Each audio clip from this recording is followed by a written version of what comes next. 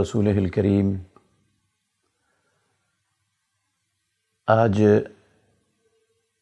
سائنسی ایجادات اور اس ترقی یافتہ دور میں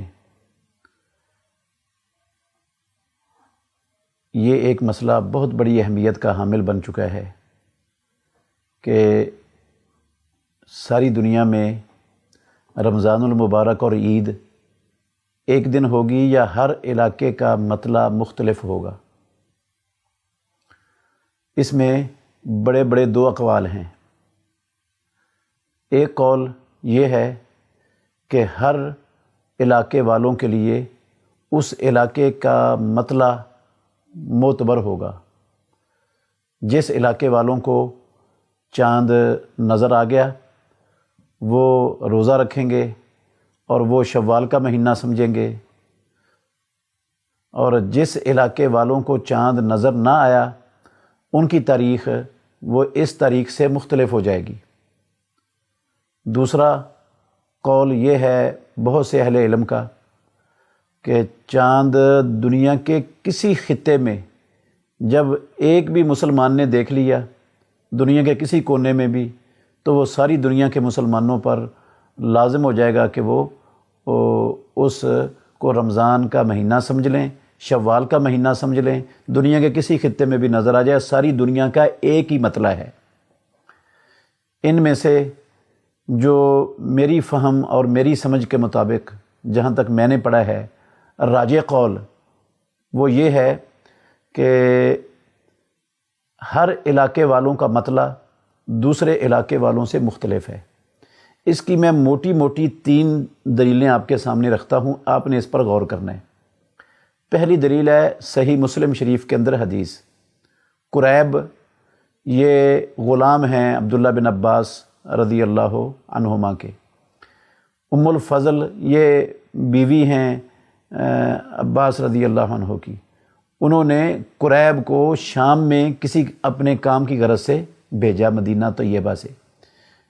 قریب شام گئے، انہوں نے جس کام کے لیے بھیجا تھا اس کام کو پورا کیا، اور وہیں پر رمضان المبارک کا مہینہ شروع ہو گیا۔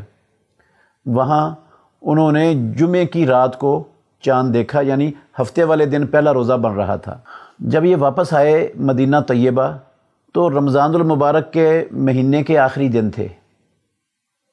عبداللہ بن عباس رضی اللہ عنہما نے پوچھا قریب سے کہ آپ نے چاند کب دیکھا تھا؟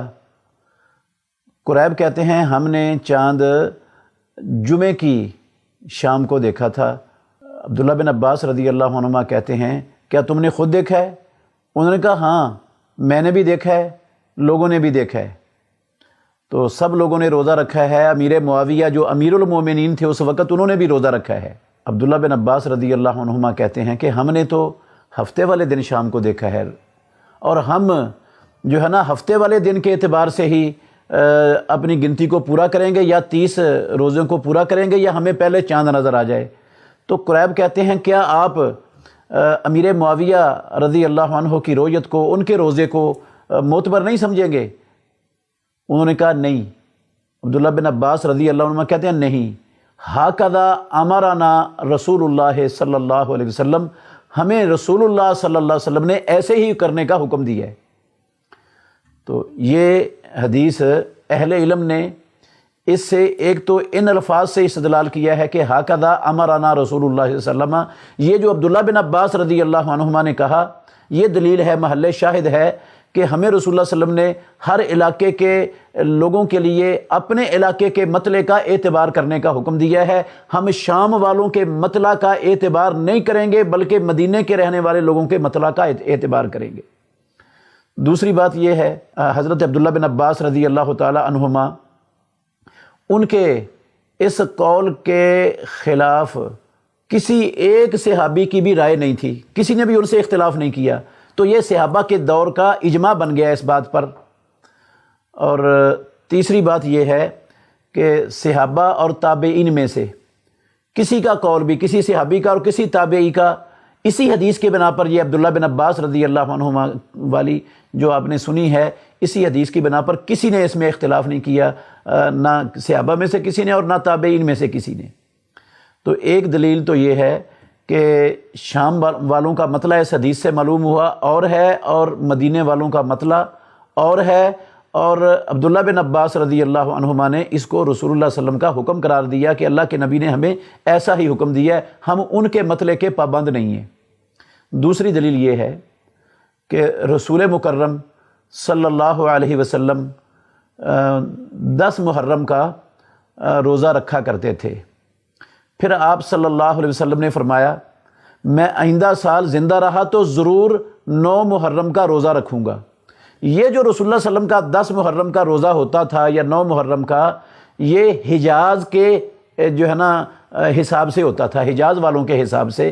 یہ جو ہے نا ابراہیم علیہ السلام کے وطن اور موسیٰ علیہ السلام کی اقامت گاہ کے لحاظ سے نہیں ہوتا تھا، وہ مختلف تھی تاریخ، اور حجاز کی تاریخ مختلف تھی۔ رسول مکرم صلی اللہ علیہ وسلم حجاز کے حساب سے رکھتے تھے، جبکہ وہ دن موسیٰ علیہ السلام کی اقامت گاہ والا وہ اس دن سے مختلف ہوتا تھا، ابراہیم علیہ السلام کے مسکن سے وہ دن اور تاریخ مختلف ہوتی تھی۔ تو رسول اللہ صلی اللہ علیہ وسلم نے جو حساب کیا ہے وہ حجاز والوں کے حساب سے روزہ رکھا ہے۔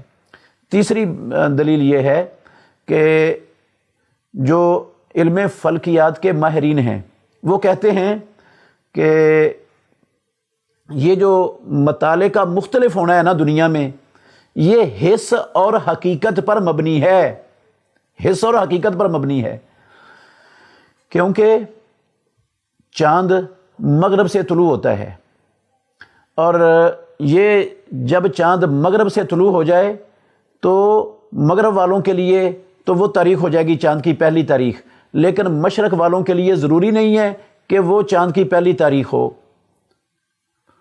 شیخ الاسلام ابن تیمیہ رحمۃ اللہ علیہ انہوں نے اسی بات کو اپنے فتاویٰ میں ذکر کیا ہے اور ترجیح دی ہے اسی بات کو کہ یہ ممکن ہے کہ چاند مشرق میں نظر آئے تو لازمی طور پر وہ مغرب میں مانا جائے گا اور مغرب کے اندر اس کو تسلیم کیا جائے گا۔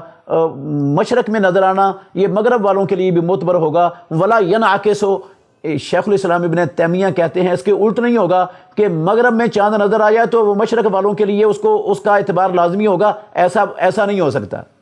وجہ اس کی یہ ہے کہ جو چاند ہوتا ہے پہلی رات کا، وہ زیادہ سے زیادہ 45 منٹ تک اس کو دیکھا جا سکتا ہے۔ تو مغرب میں جہاں سورج غروب ہوا ہے وہاں سے جو ہے نا 45 منٹ سے زیادہ یہاں فاصلہ ہوگا سورج کے طلوع اور غروب ہونے کا۔ وہاں بسا اوقات چاند کی تاریخ 1 دن یا 2 دن مختلف ہو جائے گی، ہو سکتی ہے، ممکن ہے، کیونکہ جہاں سے 45 منٹ پہلے سورج 45 منٹ کا فاصلہ ہو جائے گا سورج کے غروب ہونے کا، وہاں مغرب میں تو سورج غروب ہو گیا اور ادھر تو سورج ابھی کھڑا ہے۔ 45 منٹ سے پہلے جو جگہ ہے مشرق کی طرف، وہاں تو ابھی سورج موجود ہے۔ تو جب مغرب میں نظر آ گیا ہے 45 منٹ تک وہ دیکھا جا سکتا ہے، اور ادھر مشرق کی طرف 45 منٹ تک ابھی بھی سورج موجود ہے، تو وہاں پر یہ سورج کی موجودگی میں جو چاند پہلی رات کا نظر نہیں آ سکتا، اس لیے وہاں پر اگلے دن یا اس سے اگلے دن چاند نظر آئے گا۔ تو یہ حس اور جو حقیقت ہے وہ بھی اس بات پر دال ہے کہ یہ مطالعے جو ہیں وہ مختلف ہیں۔ ویسے بھی رسول مکرم صلی اللہ علیہ وسلم کے دور میں چونکہ یہ موجودہ ایجادات نہیں تھیں، تو ہر علاقے والے شام کی خبر مدینہ طیبہ میں روزانہ نہیں پہنچ سکتی تھی، وہ تو کئی مہینہ لگ جاتا تھا، کئی ہفتے لگ جاتے تھے مختلف علاقوں میں خبروں کا۔ ہر علاقے کے لوگ وہاں پر وہ اپنے حساب سے اپنے چاند کو دیکھ کر جو ہے نا وہ روزہ رکھتے تھے، اپنے چاند کے اعتبار سے وہ عید کرتے تھے۔ تو اگر مسلمانوں کے ہاں عیدیں مختلف ہو جائیں، رمضان کی تاریخ مختلف ہو جائے، تو اس سے کتاب و سنت کی کسی نص کا یا کسی شریعت کے اصول کی مخالفت لازم نہیں آتی ہے۔ اس لیے راجح قول یہی ہے کہ ہر علاقے والوں کے لیے رویت، ہاں جب مغرب میں نظر آ جائے گا تو اس کی مغربی سائڈ پر جتنے بھی ملک ہیں سب کے اندر وہ مانا جائے گا، لیکن مشرق کی طرف جیسے جیسے فاصلہ بڑھتا جائے گا سورج کے غروب ہونے کا، ویسے ویسے جو ہے نا وہ تاریخ کا مختلف ہونا، مطلع کا مختلف ہونا ممکن ہے۔ تو اس لیے مسلمانوں کو اس حوالے سے پریشان نہیں ہونا چاہیے کہ ہماری تاریخ سعودی عرب کی تاریخ سے 1 دن یا 2 دن کا فاصلہ پڑ جاتا ہے۔ یہ ماہرین فلکیات کے لحاظ سے حقیقت اور حس پر بھی مبنی ہے بات۔ انشاءاللہ الرحمن یہ قول راجح ہے۔ بہترین صدقہ جاریہ حاصل کرنے کے لیے اس ویڈیو کو لائک، کمنٹ اور شیئر کرنا مت بھولیں۔